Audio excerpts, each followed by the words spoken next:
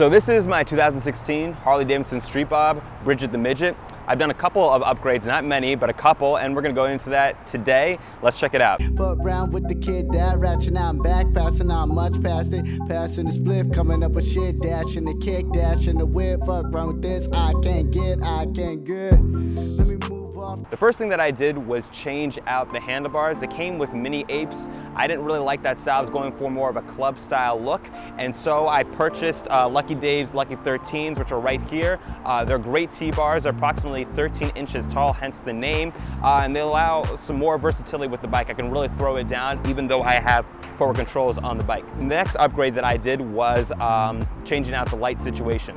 The stock lighting situation isn't very good, so I purchased custom dynamic turn signals, which are pretty awesome.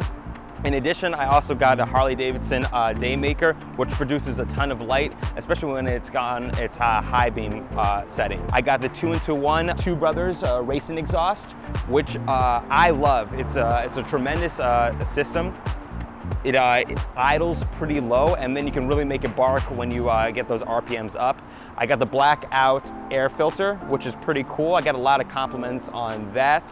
Roland Sands makes a wonderful air filter.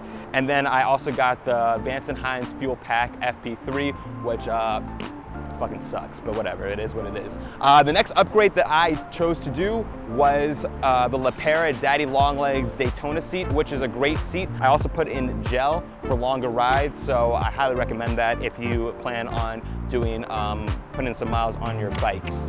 The final upgrade that I did, which was most recent, was rear fender and shocks. I have the Razor 4 K-Tech piggyback shocks, which are fucking phenomenal. If you're looking at Olin's, listen, I mean, I'm not sponsored by K-Tech, but if you're looking at Olin's, just shell out the money and get fucking K-Techs. They're absolutely amazing. Highly recommend them. I got the rear fender kits from IMZZ Elite. They gave the fender, the license plate bracket, and also the taillight all in one kit, so it just came exactly how it looks. Also, they do color match, so whatever the color your bike is, they'll color match it, and that's pretty much it for the upgrades.